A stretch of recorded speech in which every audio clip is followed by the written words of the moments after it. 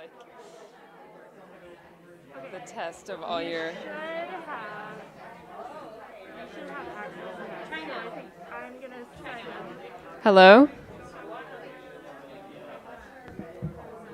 Hello. Hey, everybody. That still doesn't seem on, does it? Hello.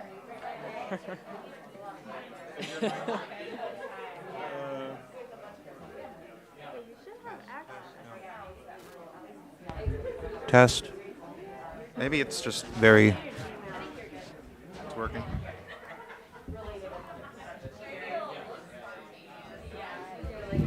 Does this mic also work? There it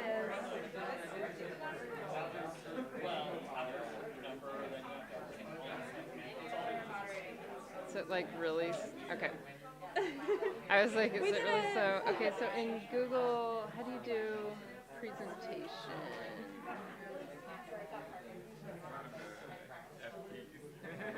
F function. I don't use Google. There we go. Okay. And in this one, is also view. Oh, there's slideshow.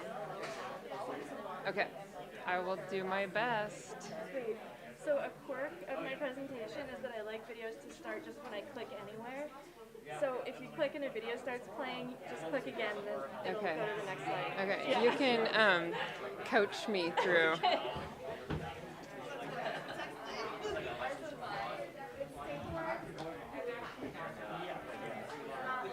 Okay. Hey, everybody. Can you hear me? Yes? No? I'm really not good at the clap thing. But welcome, everyone. We have slide presentations today, so we took a few minutes to get those teed up. Invariably, they will still fail in some way, so cross your fingers. I'm Anna Fahey, Communications and Campaigns Director with Sightline Institute, and we have an illustrious panel today. Unfortunately, one of our ranks, Bill Lendecke, could not stay at the conference. He was here for a couple days and had to go home for a family emergency, so we'll miss him.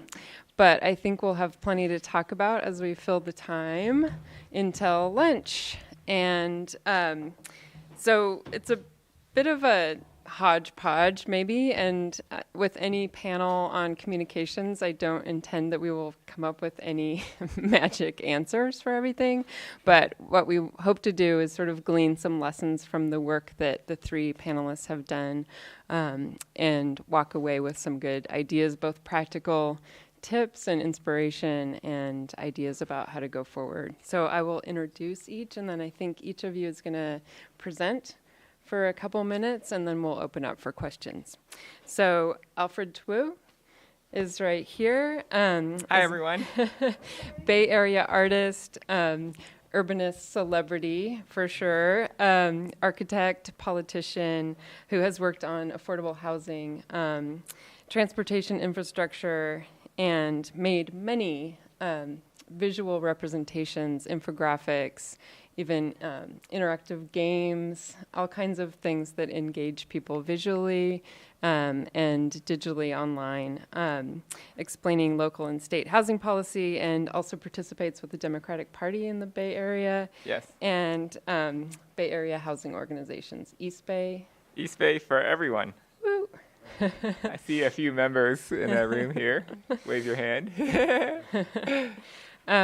Alison Woodard works as a creative organizer for the Sunrise Movement, where her mission is to grow a grassroots army for the Green New Deal. And she helps young people, teenagers mostly, I think, or Young people. young. Lots of 20-somethings. Yeah, teens and 20s, to be media makers. So training folks on how to build their own narratives and visuals and videos. So hopefully we'll get to talk to you about kind of how to engage younger folks and also how to do like TikTok Talk about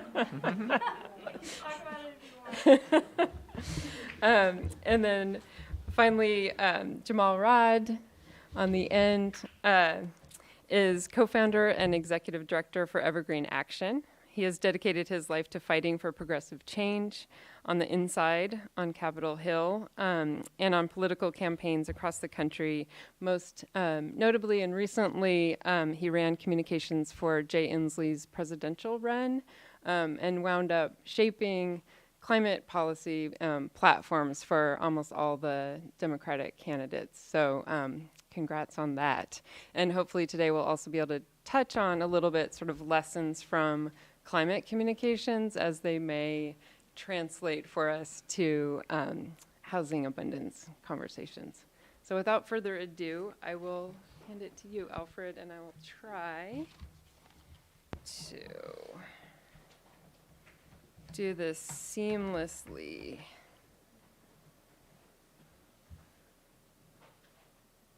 Can you all see with our heads in the way? Okay. All right. Welcome, everyone, to Telling Stories with Pictures. So we often deal with these very complex topics that get really into the technical details.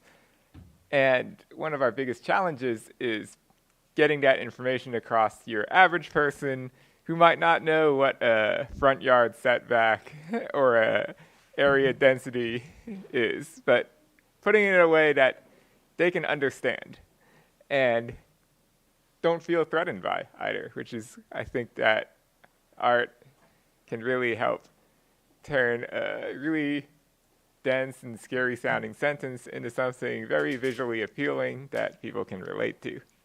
So I'm going to go over a few different ways to show a building or a neighborhood, because that's often so much of what we're talking about in housing. So let's go on to the next slide here. So the most important thing always is to think about who is the audience. Is it other policymakers like us? Is it politicians who may have heard of the issue but don't really know the details? Or is it the general public who might not know much at all about it except, oh, that's a new building over there. What's in it? Let's go to the next one. So one type of picture you can use is aerial map, a bird's eye view. And this is really good for seeing the big picture with some highlights of details. So if you're looking at a neighborhood plan, or if you're looking at something like Portland's residential infill project where there are different types of homes that are now possible, putting it all in a big picture is a great way to show how it all comes together while also highlighting the important things. All right, so a slightly more precise version of that is what I call the bird's eye view isometric. So you might be familiar with this view in video games, which often are done in this format. And this is great for diagrams, where if you want to show, if you have this lot, you can do these different things with it. This is good for that.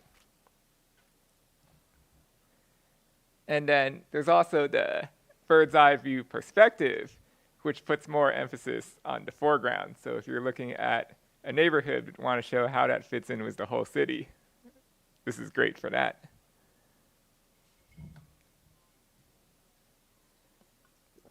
So this is one of the more interesting ones because it combines a couple approaches. I call it the framed perspective, where you see what's immediately in front of you as well as something far away.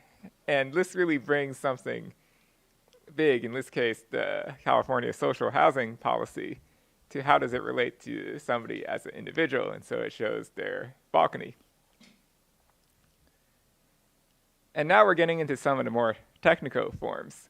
So this is elevation, also the front view or side view of a building.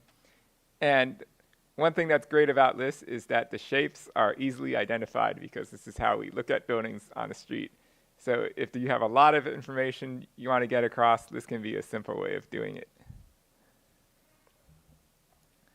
However, sometimes the elevation can be more impersonal, especially with larger buildings, where people look up at a big wall of windows. And that's why I find that cross-section is often so much better for talking about these higher density buildings, because you show it's not just a big building, it's a place where a bunch of people live, and you can really have fun with some of the details. I think in this one, there's a picture of a dinosaur in the parking garage, for instance. Hidden Yeah. pictures. And then if you really want to get into the storytelling, I feel these interior views are very good for that. And then one of the more technical forms is the floor plan. This is how most buildings are actually built. There are floor plans that are drawn, and these can be harder for the average person to understand. So sometimes I do this where you have a floor plan, but you show the sides of the building at an angle. But it's really good for showing the relative size of space that different things take up. And then we have some other ones, cartoons.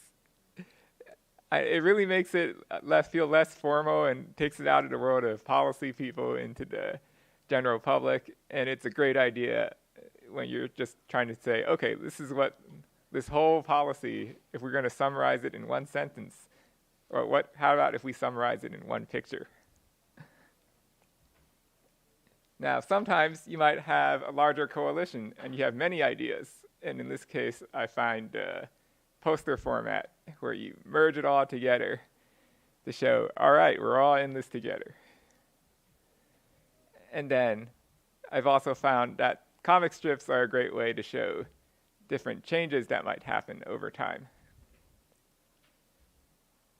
And now a few interesting side notes.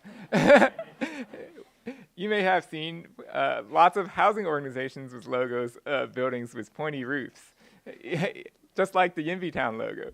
Even though a lot of the new buildings today are built with flat roofs, I find that for the purpose of illustration, always give the buildings a pointy roof. People just naturally associate that with housing, and it feels much more like home as opposed to an office building. and some people have even said it makes the buildings look shorter, even though it actually makes them taller. Funny how that works. And here's another way to make drawings quickly without, and also not to overwhelm the viewer, is to just hint at the details, where if people read from top left in most of the languages we use here, and so you just show the windows on the top left, but you don't have to draw all the ones in the rest of the building. And then there's also a lot you can do with color. For this one on the left, this was an illustration of different housing legislation in California, and I would categorize by color different types. For example, all the tenant protection bills were in red, some of the production bills were in green, some of the funding bills were in blue, and so on. And on the right is an example of limited use of color to highlight a few specific things. So in this case, this picture, I wanted to really focus people on what was happening at the street level, but at the same time, I wanted to show the entire building. And so I drew the whole thing, but only the street level is colored in. Yeah, so if you want to see this for your own use or anything, the URL is tinyurl.com/housingstory2022. I'll give you all a couple moments to write that down, and we can probably get ready for the next person. Everyone got it?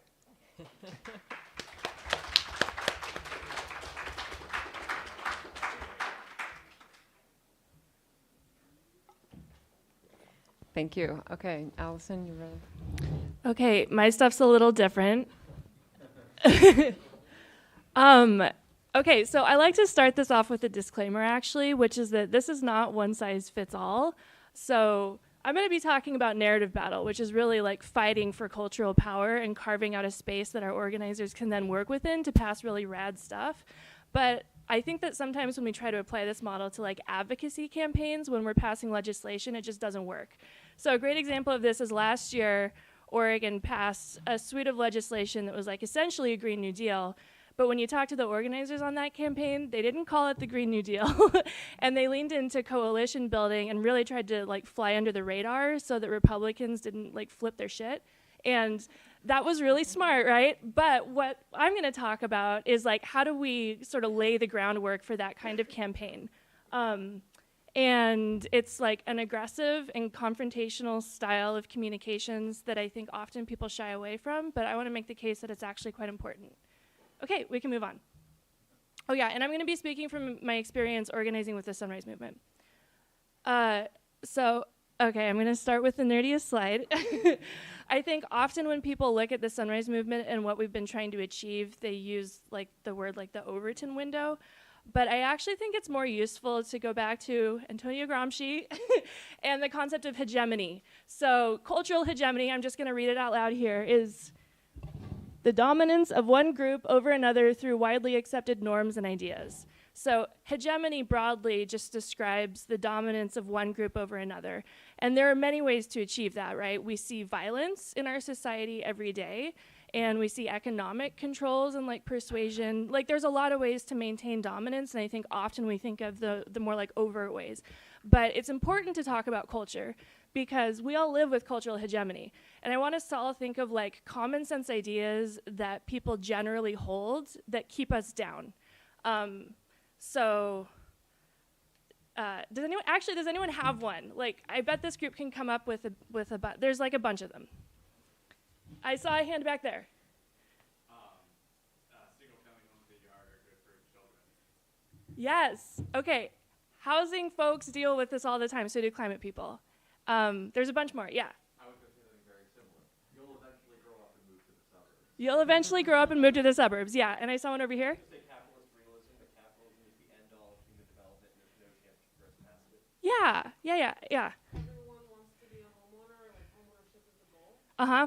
Okay, so what I'm hearing is that you all know very deeply that like our like housing is not just driven by material conditions, but also by the ideas in our head that define what the American dream is. And we have to fight against that. And there's a lot of other examples of like cultural hegemony, right? Like white supremacy is like classic. When I came out, when I was a kid, there was a lot of internalized shame and guilt around that I had to overcome. And I think it's important to realize that oftentimes these like common sense ideas are held by the very people they oppress, because that's the whole point, is to like keep us down by getting into our heads so that they don't have to use violence, because that's like expensive and it sometimes backfires. Okay, we can move on. So I think it's good for us to just accept, as people who want to change the world, that fighting oppression and oppressive systems must include fighting oppressive ideas. We can't win power for liberation if most people accept oppressive culture as common sense. And so like fighting these narrative battles has to be a part of our work. And the right wing has a whole propaganda machine set up that's extremely well financed to fight against us, right? They have Fox News, but also when we look at our media ecosystem, almost all of the main stuff that people get is funded by corporations that often have vested interests and not like furthering the causes that we are. And so like, how do we carve out a narrative, and how do we get it in front of like as many eyes as possible that's going to be able to fight back effectively against all that other propaganda? And that's what I'm going to talk about for the rest of this presentation. Okay, we can move on. So yeah, this is why I go back to hegemony rather than the Overton window, because it ties it to power. Like our goal is to build material power, right? To actually improve people's lives, and that's a material thing. But we also have to think about cultural power and how the two intersect. And so like our goal has to be making our liberatory ideas more powerful than their oppressive ideas, so that we have the cultural space to do really cool stuff. Okay. So climate change has been like mired in this since it first became an issue, because the fossil fuel industry saw what was happening and immediately launched a very like well-funded and aggressive propaganda campaign to make sure that replacing like the fossil fuel industry could not become a public priority. They did this through propaganda. And so I think this is a big reason why when Sunrise founded, we focused on ideas, because like fighting that propaganda was the first step to getting anything done. And I want to point to one thing. So this is like on our website. We're changing it soon because it doesn't really fit anymore. But this was like what we were saying for 2 to 3 years, right? Like everybody across the country who joined the Sunrise Movement was saying these words. And at the very top is like a narrative battle against an oppressive idea. The Sunrise Movement is a youth movement to stop climate change and create millions of good jobs in the process. So when we started up around like 2017, 2018, we realized that, and it's hard to remember this because I think it's changed a lot since then, but back then, anytime you talked about climate change, people went to, oh, it's a job killer. And we identified that that was like an oppressive idea that had to be smashed and ground into dust before we had any hope of passing federal legislation. And so we built a movement where everybody who joined the Sunrise Movement all across the country was saying, like in lockstep, this is a fight to fight climate change and create millions of good union jobs in the process, right? And so our goal was to fight their oppressive idea and replace it with one that we thought could actually like give us the cultural space to pass legislation. Okay, we can move on.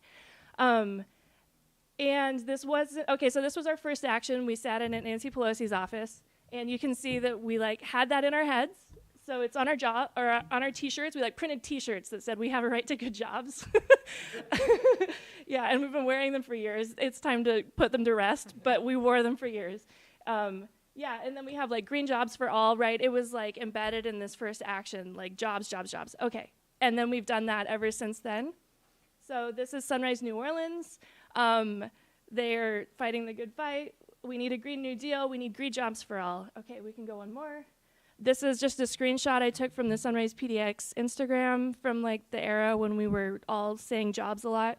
And you can see like we have good jobs, livable future, you know, this is a very disciplined messaging campaign. And our goal was to like fight this idea on a national scale.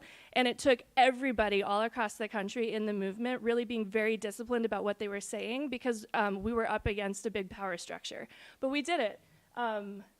Yeah, and then one thing I'll point out, because I want to come back to it at the end, but like explaining the nightmare and the dream in climate change is often really difficult, and we actually do it with imagery a lot. So this photo right there, it was when it was really smoky in Portland a couple years ago. It was horrible. We got a bunch of people out, and we use art a lot in the Sunrise Movement just to like frame our visuals, but you really have the nightmare, which is like you can't even see the city across the river because it's so smoky, right? Hannah's holding a sign that says this is an emergency, but then again, we're using the T-shirts, so you have the nightmare, and then you have the solution, which is we need a Green New Deal, and that's all in like one image, and we train on that, and we're pretty disciplined about it. Okay, next slide. I'm not gonna play this video because we don't have time, but you can just Google why labor unions support Mike Siegel. We often use like campaign ads, like we try to get candidates elected, but sometimes we also choose candidates that are kind of long shots just to like get a message out there. I actually think we should stop doing that, and we are kind of stopping doing that, but this is an example of when we kind of did that. So you can like watch this video and just like think about how we're framing jobs in relationship to climate change. Okay, and it might play when you click. So, oh, it didn't, yes, okay. And I mean, it worked. I think this is like the main achievement of the Sunrise Movement over the last 2 to 3 years is that by the time we got to the 2020 presidential election, we'd reached our goal of making climate change like a top priority of the Democratic Party and putting the word jobs into their mouths. Yeah. So I'm not gonna show you this clip, but it's literally Biden parroting our website. So he says, we're going to invest in millions of good paying jobs, right? Where have we seen that before? It was on our T-shirts. Okay, so we did it. Of course, then he backstabbed us. No, I mean, and this is where like the organizer in me says that of course we can carve out cultural power, but unless we have the organizing muscle to force politicians to do what we want them to, they're not going to do it. So like that's really Sunrise is thinking about like how are we going to build that muscle right now. But I still think it was a good idea to change the narrative around this because now we just have to force them to do it. Okay, let's move on. I'm probably out of time. Oh Lord. I'm not going to talk about any of this, but I will say that, because I don't have time, but we have, or I train on like mechanisms to propel that like narrative core, right, the good jobs into the public eye. And I'll say that like both social media and earned media relies on good stories And the stories that they look for depend on, and we'll go to the next slide, well-cast characters that engage in conflict. And so a lot of what we do in our comms training in Sunrise is really just how to stage conflict between people who symbolize what we want and what we're fighting against. So we're not going to watch any of this again, but it doesn't take great videography skills. So when I train on video, I ask, who are your heroes and who is your villain? How do they symbolize the system that we're trying to educate people on? And then we just go out and like confront them. So this is Google Sunrise Movement, Dianne Feinstein. This is a classic one. Horrible videography skills, great video. It got us a lot of press and did a lot of work. Okay, let's move on. Oops. Oh yeah, sorry. You can just click again and it should go forward. There we go. Yeah, so I already talked about that. We can go to the next slide. Again, staging conflicts. Our villain is the bureaucrat back here. They don't need to be super evil. They just need to represent like the government's apathy. Okay, let's go on. Moral authority is really important. It's something we think about a lot. And I'm going to go to the next slide. No shame to vegans. I love you. But moral authority is like flawed but brave, right? Fighting for what's right, showing that this is a hard fight, but like that we can all participate in it. Moral authority is not being correct, being vegan, right? Always taking public transportation. This is really key. I think a lot of us come into the movement worried that we're not going to have moral authority, but what it really is being vulnerable. Okay. Showing our power. So we do a lot of like tight staging with our actions. We always try to make it look like there's more of us than there are of them. This is another reason why our art is so disciplined, because oftentimes when you have like a bunch of teenagers show up to City Hall, it's easy to dismiss them. And so what we do is we create very disciplined art that shows that they're organized and that they're serious. And so that's almost like a visual cue to like take them seriously. Again, I think we can play with it a little bit. Sometimes we're too disciplined, but that's like the theory behind it. Okay, let's move on. So here's an example of that. We can skip over it.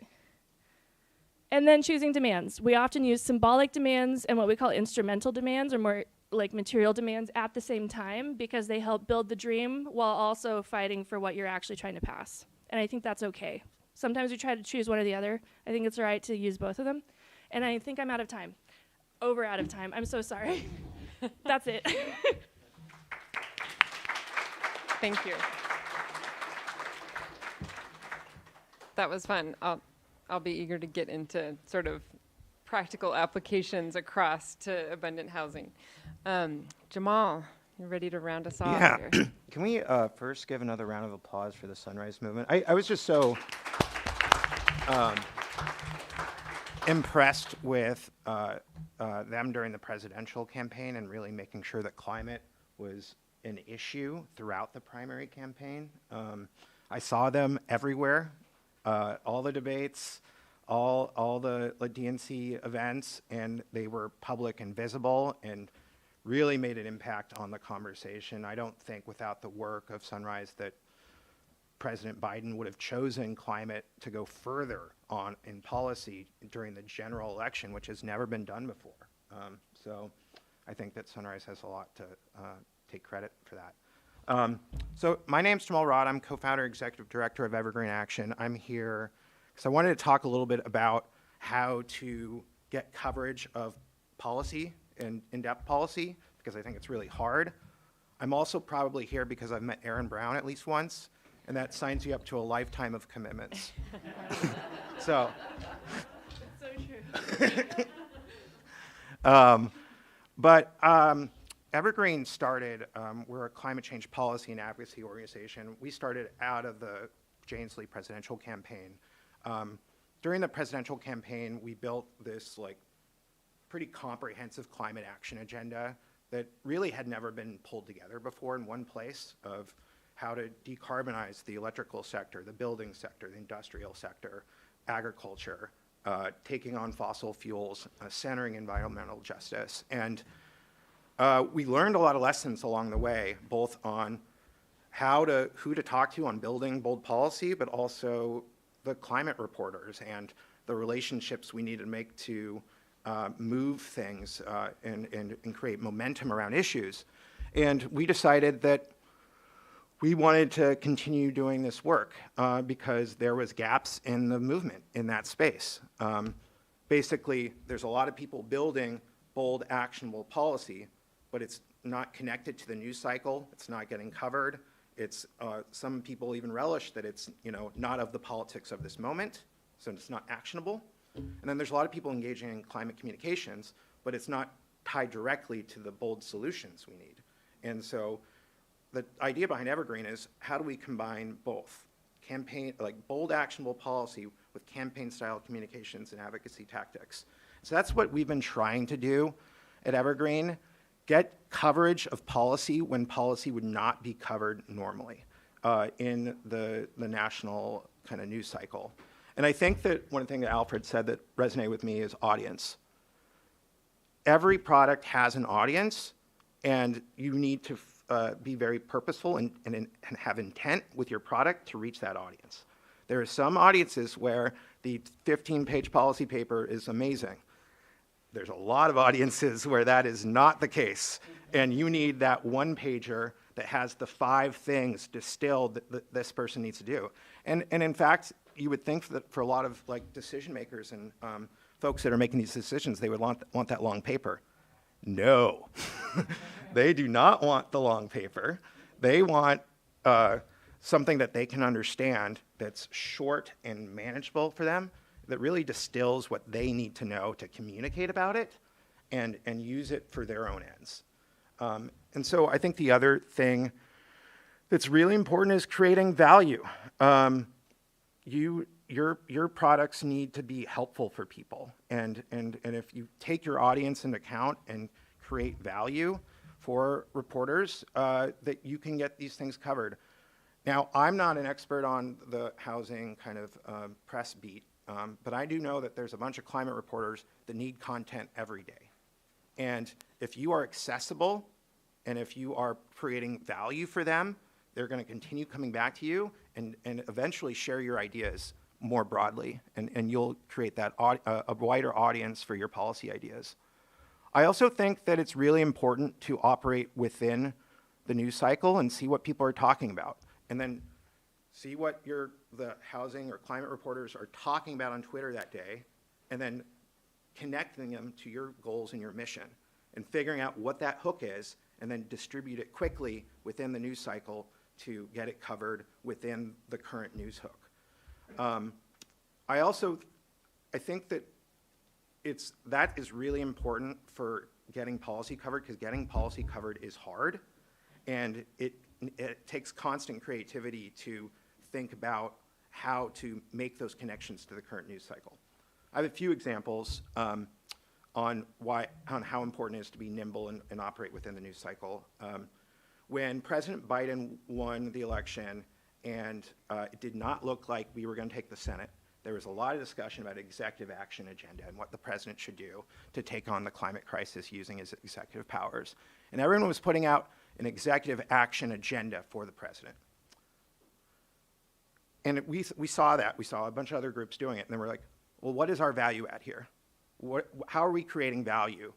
If we just put out another list of things he should do, that we think that would just get lost in the mess of everyone else, and it won't get covered and won't move the ball forward on our mission. So what we did is we thought, well, he did a lot of commitments on the campaign that would need the use of executive power. And we hadn't seen that anyone had compiled that list. And so we quickly did the research, went through all his different campaign plans during the presidential, and compiled the 46 different things he committed to do on executive action. We released that report. We got it covered on NPR Morning Edition because it was a new product that was valuable to them, that was also a product we could use to hold the president accountable in the future on his campaign commitments. Another example of how we injected policy into the national climate conversation was when a lot of different groups were fighting over who should be the next energy secretary or interior secretary, and those are important fights. I'm glad people did them. I'm really glad that not Ernie Moniz at the Department of Energy, and that we have the first Indigenous woman as our Secretary of Interior, and those were important fights. But what we decided to do to try to create value and to zig when others zagged was put out a 5-piece policy action agenda for each department as those names were getting floated. So to try to get them to write about what these folks should do on climate through their, the press around the speculation of them being nominated. And we were able to get coverage of what the next Treasury Secretary should do to take on the systemic risk of the climate crisis on our financial system. We were able to have them really probe what are the big challenges the next Interior Secretary is going to face on leases and other issues that they face. So I'm just going to keep this short, but I do think that trying to create value, trying to zig when others zag, operating within the news cycle to connect your mission and vision to what the discussion is now, and then also creating relationships. This is, my background is in earned media, and I was a political communications professional for a long time before running Evergreen. And it's like anything else. You need to develop relationships. You need to be accessible. I think the reporters are the last people on earth that like to use the telephone, and that's something you can take advantage of. They will pick up the phone when you call them, and they will talk to you. And I think that a lot of us are afraid to do that, and we have to kind of get over our fear of doing that and create a dialogue and create relationships with folks that can amplify our messages. Awesome. You're telling me I have to call somebody on the phone? Yeah, I am. I don't think so. No, I'm kidding. All right, thank you. That was amazing. It is, yes.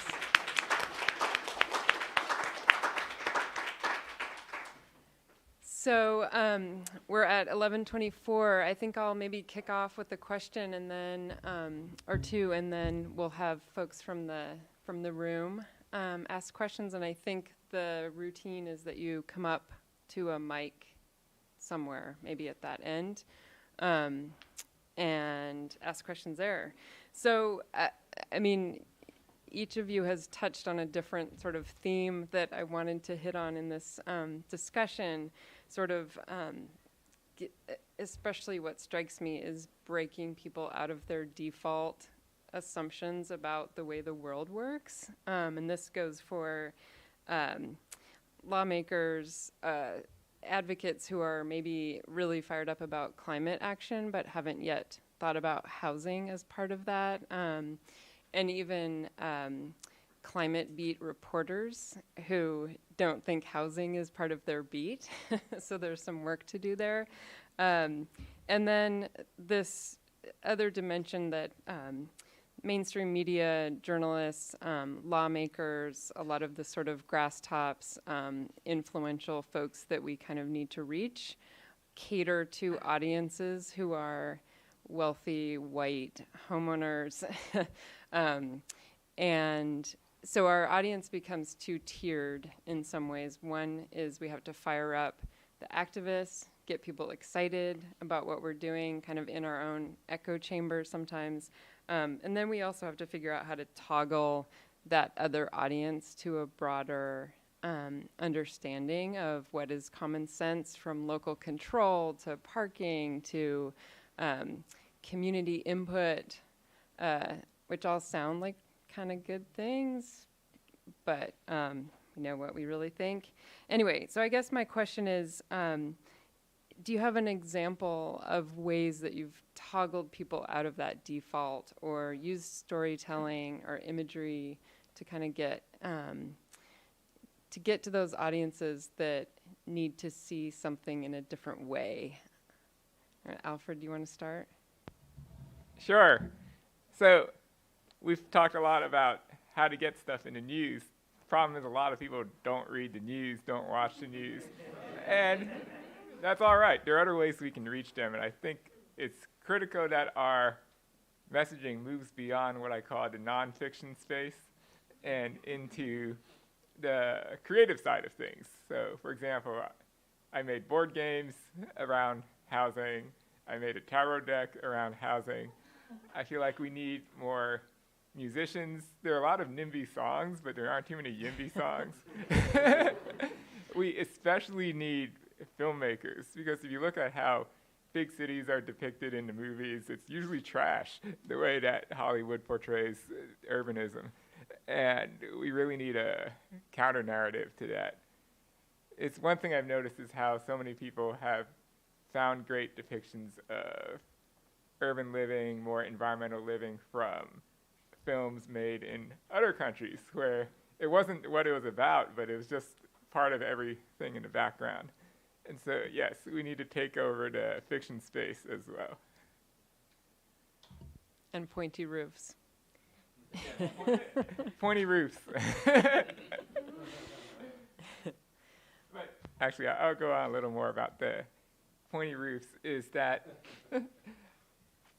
we are doing this thing where we are wanting to change it. And I find it's always easier for people to accept when you soften it up with the pointy roofs and other more old-fashioned style of architecture, to kind of make it so it's not as big a change. Like maybe the buildings are bigger, but they still look the same.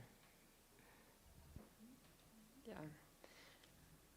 Alison, do you want to jump in about that sort of two-tier? I mean, you deal with that a lot, where the people who hold power are lawmakers or journalists, and you're activating younger people to kind of, you have to get them excited and then also change the narrative for the lawmaker. Yes, I think earned media is really important when you're trying to gain credibility, especially among like decision makers. So like if we're trying to influence a politician, it's really important to make the news, because otherwise they're not going to take you seriously. But I do think that when it comes to actually changing people's minds about stuff, I like going for internet virality. I just think is more effective. And I think it also scares a lot of people, but it's not that hard. The only thing you need to do is stage conflict that's compelling, and eventually, like, a lot of it's going to flop, but eventually you're going to get a good one. And I think, sometimes we're afraid of conflict, but that really is how the algorithms work. So it's just how it is. So I think, like, an example is last fall we were like trying to get Biden to pass the Build Back Better bill, RIP. But yeah, we had a hunger strike, so like five Sunrise members didn't eat for like 2 weeks, and we got a lot of earned media from that. It was like an earned media friendly action. And then the progressives folded, and we're like, okay, we're not getting through, so let's just work on changing cultural like assumptions so that the next time we come back to this fight, we'll have like better cultural grounding. And Manchin had been using this line that he was just like fiscally responsible or like worried about the money. And we were like, let's expose what he's actually worried about, which is his money, not ours. So we went to, and then we were like, this is a social media moment. So we went to his yacht, and when he came out, we swarmed him. And also, normally when we confront politicians, I try to tell people, like, you hate this person probably, but please do not, like, it's strategic. Like, we want them to look like as much a jerk as possible. So, ask them really dumb questions, seem really naive, and then they're going to be mean to you, and then everyone's going to hate them. But this time, everyone was really angry at Manchin, actually, and so I was like, let's just be angry. So, yeah, we swarmed him when he came out from his yacht, and then he drove his Maserati into us, and it like went everywhere. It was like #2 on Twitter, and I think it hit #1 on Reddit. And I feel like Maserati Manchin is still, like, people sometimes say that on the internet, and I think people know that he owns a yacht now. And anyway, so there's a lot of other stuff that's helped with that narrative, but that was like one thing we did where we were aiming for internet virality. So we staged conflict with this guy in a setting that really highlighted his personal wealth to try to like take out that leg that he stands on when he's screwing us over. Does anybody in the room have an analog for abundant housing policy for how we would stage conflict? Jenny? So many hands. There's already conflict that's out in public, like every community meeting, right? The NIMBYs who stand up and say these things, like Mountain View or like the Mountain Lion Refuge, the Berkeley Home, You don't even have to like make up the characters, it's just right there. And I guess I'm curious, I mean, like, I feel like there's a lot of humor to be mined and also some gentle shaming to go on. Is there, a way that we can do that? Because like, for the homeowners who don't want to identify with hardcore NIMBYs, is there a way to show them this stuff and go, you don't actually want to be that guy. Like, you don't want to be the person who gets like written up in the Atlantic for like as a a character himself, but you're kind of there. How do we get you to swing over? Yeah, I think aggressive people at like public comment meetings are a great opportunity to stage conflict, for sure. And I think I would think really carefully before going into it about casting your characters, because again, you want to go back to moral authority. You want to make sure that anybody watching that, there's a clear decision point, and it's very difficult to choose the opposition. And so I think like choosing who is speaking, finding the right messenger for the message is really important. It's often really easy for us as Sunrise because when a 17-year-old is confronting like an old senator about their future, it's kind of set up for us. So we have it kind of easy, but I would just think about like, how are you gonna like maintain the moral authority in that moment? And then just lean into conflict. I also, sometimes when we're bird dogging or like staging conflict, I like to say it's important to start like kind of dumb and naive, because that's where most of the people watching your video are gonna start. So ask questions that you might like clearly know the answer to, but the average person wouldn't. And then as the person starts answering them really poorly, it's okay to get angry or like upset, because emotion is gonna like pull people in. But almost like think of it like a staged, start with the 101, like what information needs to happen, and then you can like let your human emotions that are happening in that moment show, because people are going to resonate with that. Yeah. I don't know I hope that that's how I coach people on bird dogs. So yeah. One thing I think's changed around both climate and housing policy and communications in the recent years is like this painting a picture of the better world that will happen when we do these things. And I think we saw that in Alfred's drawings. We saw that with the jobs push, and but also understanding that like there's not one weird trick to get people to convince you to convince anyone to do anything. And I think that some people get caught up in if you just said it this way, we would be winning by now, and that's just not true,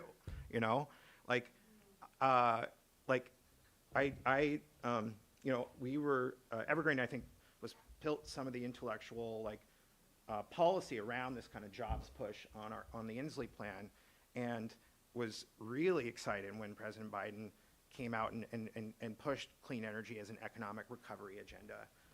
But now we've spent $4 trillion into the economy, very little of it on carbon mitigation, and now we're dusting off our 2009 and 2010 messaging playbooks on energy security and energy independence. And so we're just not in the same place we were a couple years ago in this space. And so we have to be nimble and react to the current political moment as well, and acknowledge it and use that to meet our goals and our vision.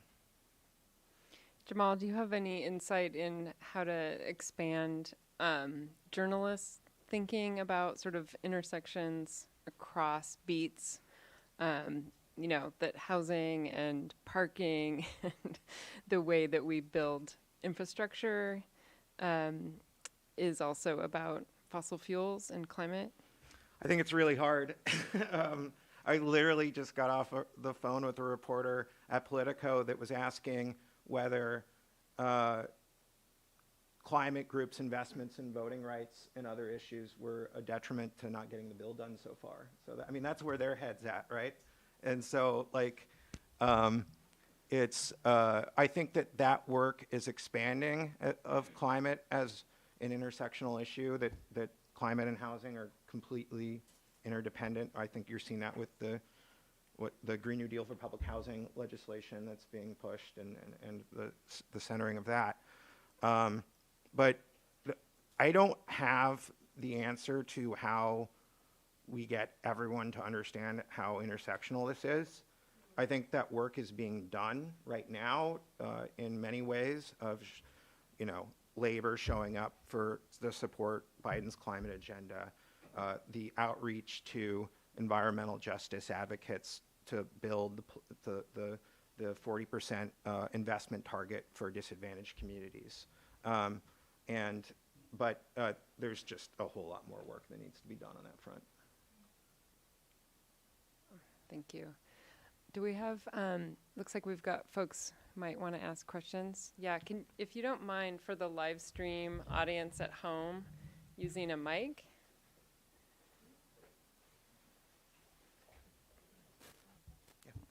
Sorry, this is a maybe very, very simple question, but I was wondering if you had advice for earned media in hyper-local environments where there's like not a lot of journalism, and the journalism that is there is like often focused on really specific things or like really broad things, or like our regional paper does not cover our town, just like as a matter of like basic policy. It's very stupid, and I just like I don't know how to deal with that. What do you do when there's no media? Yeah, I think then you have to pivot to your own content creation, I think, if there's not earned media coverage. I think that it is a unique thing in climate press right now that the amount of reporters covering the beat is actually growing. We've seen the Washington Post and CNN actually invest in this and are hiring more reporters every day. An LA Times reporter just left to join the Washington Post climate beat. There's now like, I think, 15 reporters covering climate. They have literally a Climate 202. Maxine Joslow needs to write something every day for the Washington Post as the imprimatur of the Washington Post, and it's talking about climate policy. So there's actually a beast to feed in the climate space. Now on the hyperlocal side, as everyone knows, with the decline of the local journalism industry, that is not the case. And so I don't have specific advice for that, except to say that when there's a dearth of content, then you need to create your own and use your own distribution networks to move out the content, whether email or social or Twitter or TikTok. I'm not on TikTok. I understand it's a children's dancing app that both children and adults can enjoy. But that's all I really know about it. Okay. TikTok workshop next time. All right, go ahead. Sure. So I want to speak yeah. a bit to that Yeah, also. And I feel for a lot of times if you just supply some pictures and a little bit of controversy, the local blogs, sometimes first the local fringe blogs will pick it up, and then the local news will pick it up, and there you go. Like one story from East Bay for everyone, there was this rapid transit station we were trying to get housing at, and we also were happening to have our second anniversary celebration, and I made some of these cardboard cutout buildings for people to play around with, and we tweeted out a picture of it, and the NIMBYs thought that was some real proposal. And so the NIMBY blog picked it up, and then soon there was a much larger conversation, and now it looks like we're actually getting those high rises. Nice. Yeah, it makes me think actually too that the feeding the beast of the media is really an excellent point just to have in mind, that they need you more than you need them in a lot of ways. And even with this, your community that's not getting covered, if you can find people, stories that are relevant to the broader coverage area for that outlet, they're always looking for ways to localize the coverage of some issue here or there. So if you can find some spokespeople or stage a funny event, it is a good way to try to get them to look at your community more often. Yeah, I just can't emphasize the importance of pictures, whether it's a photo of a conflict or an illustration, because if you think about how the articles are consumed, often it's just a headline and a picture on social media. That's what you want to supply them. Yeah, I'd really agree. And I'd like to tell people too that reporters are workers, and if you can provide them with a story that's compelling, then often they'll just take your story. So we'll edit videos overnight so that they're ready for the news cycle in the morning, so that reporters literally just publish the videos that we did. And I think if you can get stuff to do work on the internet, it's a lot more likely that local reporters will feel compelled to cover it, because then it's already a local story. Yeah. Yeah. That just really quickly. My wife is a science communicator for Harvard Engineering School, and the number of times that she'll write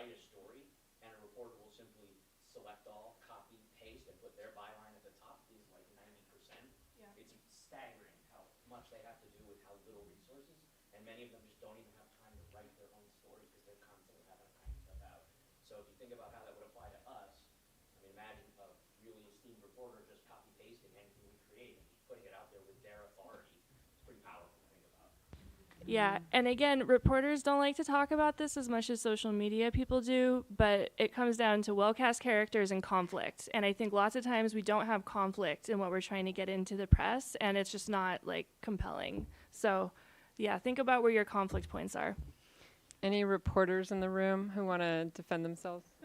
I would also say that there's what's the next story that needs to be told? Like, what is the follow-up story? Like, reporters love further covering what they had already covered as an extension of a larger narrative. And I think when you see something in the local news, like, all right, well, so how do I tell the next piece of this? Is something that I try to think about all the time. One example of that is last summer when it looked like climate might drop out of the sadly on the ropes reconciliation bill.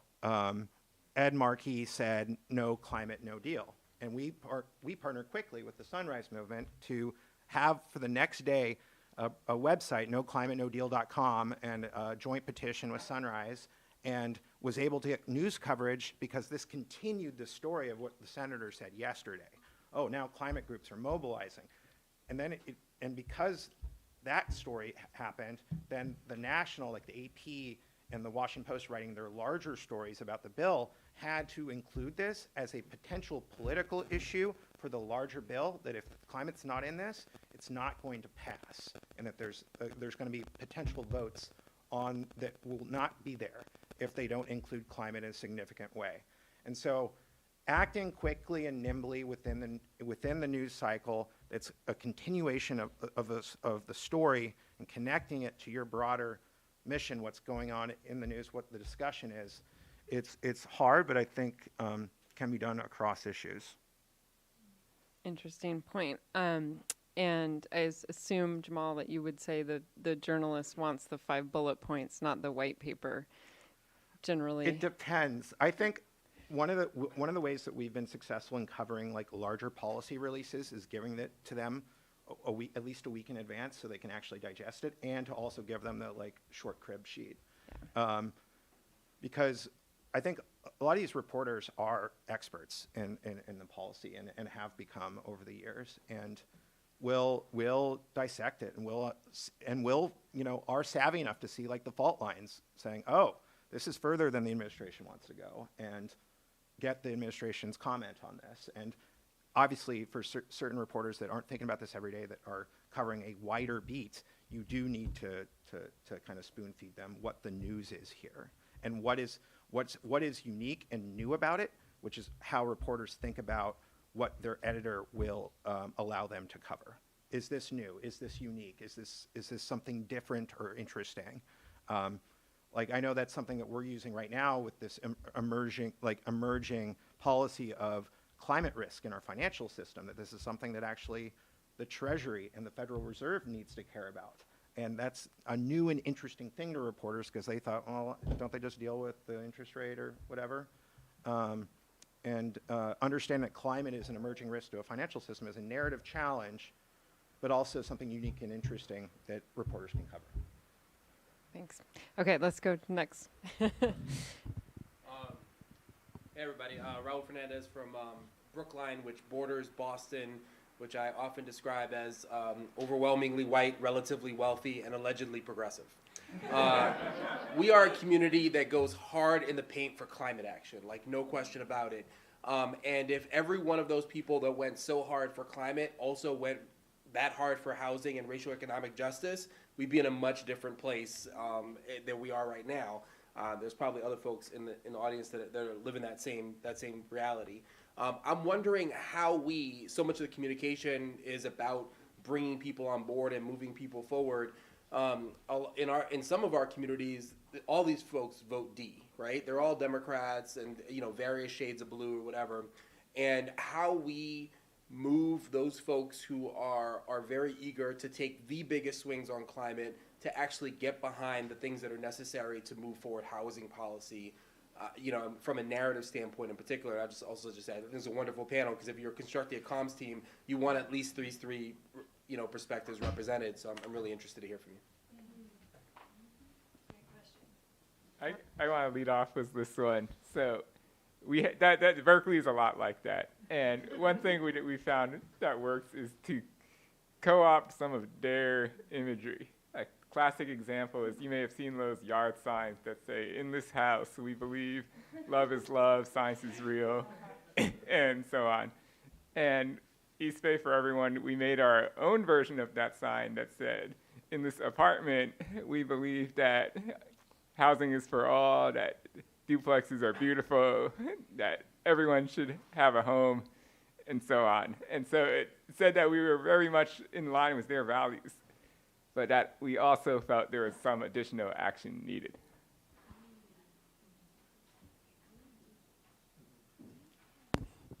I would just say that I think that there's just a whole lot more work that needs to be done on having folks understand the different aspects of the climate crisis and what is actually causing carbon emissions.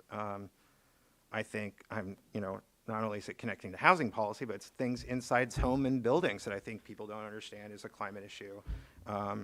Like their beloved gas stove, which is poisoning them, in their homes right now. I think that's one of those things that like is a narrative challenge of like these things that people have loved or thought they've loved, and understanding that it's actually a problem is something that I think like is an emerging challenge for the adoption of EVs. It's a challenge for getting gas out of our houses. I really think that like decades from now, or probably even sooner than that, we're gonna think it's crazy we ran flammable fossil fuels through our homes. Like, it's crazy. But that is very normal and sometimes warm to people. And that is a narrative challenge that I think we need to deal with. And I think for a lot of these things that the real solutions are not politically actionable right now, we need to do that storytelling that our other panelists were talking about on those issues. We need video to tell the story, like really connect housing to climate, to explain the issue of gas stoves. I think the coverage that Rebecca Lieber has done around the natural gas industry and like the influencers that they're paying to cook on their gas stoves on their Instagram videos is like really powerful ways of going after some of these issues. Alison, I feel like cue the conflict theme here, because there's a generational conflict, right? That's similar in climate that is also playing out in housing, and we've seen that messaging work sometimes for older residents in a community, that their kids can't have the same opportunities in that community that they've had. Does that spark anything for you? I was actually going to go in the direction of like painting the nightmare in the dream. And I think for any audience, you need to figure out like what their nightmare is and what dream could fix it. So like, I feel like a lot of people are really lonely.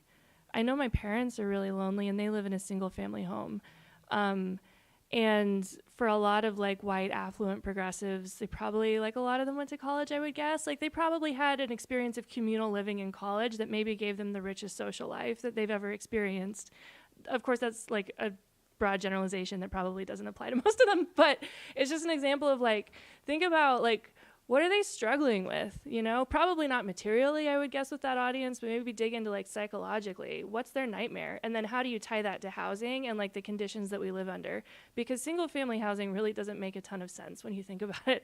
And then think about like what interventions could like help build a vision of the dream. How could you sell public housing? It'd be an interesting project to think about like how to sell public housing as like a better alternative even for affluent people. I don't know. It'd be interesting. I feel, yeah. I think the majority Sunrise doesn't really focus on that audience because those people aren't really like materially motivated to advocate for public housing, but I think it would be interesting. I think the majority of college nostalgia is that it's the last time they lived in a livable community. They just don't know it. They can't express it that way. Okay, let's go to the next. Thank you. Hi, everyone. I'm Set Gernez. I use they, them pronouns. I was identifying with what you were saying around the like common sense oppressive narratives. And when it comes to housing, something that we hear a lot is like the new buildings that we build now are going to be affordable in like 30 years, or like the affordable housing should go on the freeway, or like the new housing for the rich people should have all electric appliances and be eco-friendly.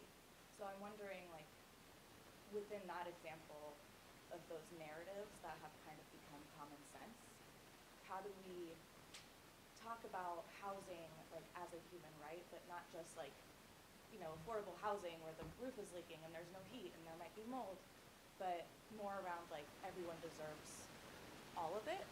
So yeah, just wondering if you have ideas there. Want to take it? You looked at me, so now you. Oh yeah, you were asking me the question. Yeah. Well, I mean, you clearly have like your narrative intervention there. You said it out loud. Housing is a human right. We all deserve housing. And I would ask, like, who are your characters in that story? Like, who's the big bad, and who are the people who are affected? Do you have those off the top of your head? Okay, yeah, I would think about that. And it's usually profit driven, right? So like, who's profiting off of people's misery and what's their motivation, and then identify them. And it could be you identify like a company, a corrupt politician, like a CEO, like anyone who's like at the very top of the food chain who's clearly motivated by greed, and make sure that they're very like visible. And then you like identify people who are harmed by this and put them in positions where they can tell their own story. And again, it's all about casting characters, you know, like the sort of bureaucratic, mechanical, like, yeah. Well, okay, so Sunrise, lots of times when we're casting like the villains, they're not like evil, like mustache twiddling. They just like care more about the system than they do doing what's right? There's not vulnerability there. It's almost like they're robots driven by like money. And I think that could really apply to that like argument over housing as a human right, and then identify people who are harmed by the system and show how they're more human than the opposition. And yeah, I don't know, did that help at all? Yeah. I think casting characters is a good place to start always. We have a challenge with villains, I think, in the housing context, because nobody likes developers making a ton of money. And it's sort of this gut feeling that I share as a lefty. I get it. Is there another villain? So, going back to the pointy roofs on houses things, I think when we look at the old buildings, people like them because there's details on them, maybe there's a statue on them. I like to put smiley faces on the buildings when I draw them. So we'll create the heroes and villains. There's the smiley house it's an apartment building with a face on it, maybe two faces if it's a duplex. And then there will be the giant mansion with dollar signs for eyes as the villain. And going back to the quality housing for everybody, California right now, we are working on getting social housing. And a campaign which involves a lot of our organizations put together a website called californiasocialhousing.org. I think that's a great example of how to get that message out.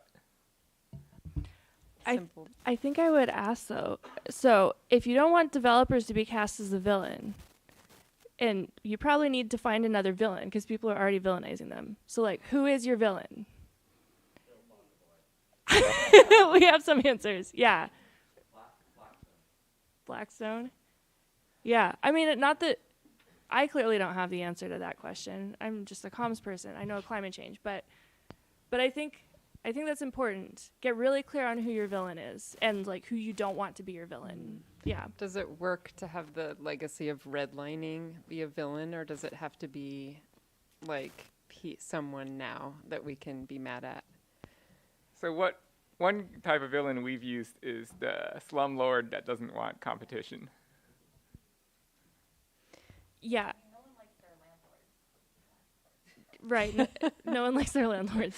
And I think that like redlining is more of a system, and oftentimes these stories that we're telling, right, casting characters and staging conflict, that's what propels our like explanations into the public eye, but like they are stand-ins for a larger system that we're trying to explain. So I feel like redlining is that system. So maybe we tell like a fable about like the history of redlining and how like our cities continue to be unjust. But that's not like a story in and of itself. It's people get really discouraged when they feel like they're fighting a system, because it is really discouraging. We all know that. So I think it is useful to have either like companies, organizations, bodies, or if you can find some charismatic individuals to stand in who like just reek of that unjust system, then it helps people to like identify with it and it like draws them in. I'd like to add to the discourse. I would Hence imagine it's named. better for roof maintenance with the water kind of running down rather than puddling up, but I'm not totally sure.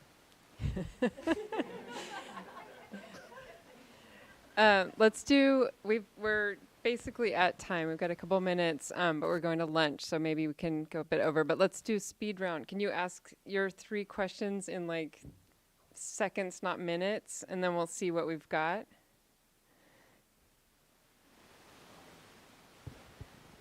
Yeah, it seems like a lot of stuff I'm trying to do is explain like counterintuitive ideas that are sort of empirically provable, that have to do with systems. So whether it's like expanding highways don't solve congestion, new luxury condos may moderate rents, building development may reduce emissions. Do you have any suggestions on how to convey that? Eli, do you want to? Let's do all the questions and then we'll.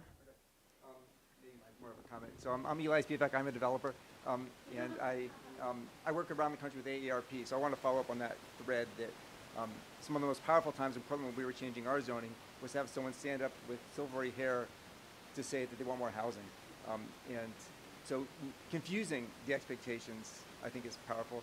And the other thought I had, just other parts of the country, in terms of the conflict, when I work in a community and all the newspaper articles were YIMBY versus NIMBY, it's going down the tubes. So I think that the lesson I've learned is that when you have someone in the Oregonian writing an article about the stories behind people in ADUs every week, or someone in New York City talking about housing a granny, like the stories of people living there, that's when a community's got a chance of changing the rules. If it becomes, at least in the housing world, climate's a pretty different world, and AARP's no help at all on climate. But I guess I'm interested if you guys think differently, but my experience is that if it becomes YIMBY versus NIMBY, at least if those will be for people, then you're unlikely to get through the electric process if you want to source it. Thanks. Okay, last one. I think we've touched upon it a lot, but my question is more about bringing it back to the narrative. Like, we're at a conference that has its own narrative. The short version would be, what do you think of the term YIMBY Town, and continuing to use that? I'm a town councilor in a suburban community. I find it very difficult to broadcast my constituency that I'm at, YIMBY Town, and even, we are a city technically, but I can't call myself a city councilor or say that we're a city. This is towns and communities. I was wondering if you guys have thoughts on the actual framing of this conference and this movement. Okay, so we have explaining complex or misperceptions, maybe myth busting, and then YIMBY. Do you want to take it in 20-second bites? And we'll go to lunch. Sure, I'll start on explaining the complex things. I think the idea of painting the nightmare in a dream works great. You don't show a status quo because people are okay with that, but you extrapolate the status quo into a nightmare. such as the cartoon of, there are a lot of, Photoshop is great for this, where you see these Photoshopped highways that are 50 lanes wide. And then on the other hand, you have the dream, where you have parks and railroads and other things. So I think that's a great way to show how the status quo is bad by extrapolating it to the logical but humorous and also frightening conclusion. You guys have final. I sign on to that. I don't have opinions on the word YIMBY town. Sorry, I don't want to speak. I don't think it's generally good to define yourself as in opposition to the other side, but I don't know enough about the internal or external politics around it to have a real opinion on the name YIMBY town. As far as like disabusing myths, it's a lot of work done over a long time, and there's not like a roadmap to doing it. It's putting out policy papers, it's creating videos, it's creating social content, it's creating shareable content for your ambassadors that will share this idea and get it a wider audience for it. Once again, there's no one weird trick to do this. Like, it's just a lot of work and a lot of different content that's going to reach different audiences. I mean, I think it's important to remember that we operate within this world as storytellers and receiving of stories that we judge by its narrative fidelity and coherence. Does it ring true to us? Is it something that we've heard in the past? And that's going to be different for everyone else. And so it's not going to be one way to reach and change minds of everyone. Thank you. And let's all commit after add YIMBY one town thought to on the- share resources and good practices and video explainers and that kind of stuff, because people are making them all over the country, and we can swap. Sorry. I had one thought on the YIMBY town. I feel that, unfortunately, YIMBY does turn off to some people, but for a greater number of people, I feel it, because they haven't encountered a phrase yet, it opens up a chance for conversation of what does that mean? That's a good point. Okay, to be continued. Thank you, everybody.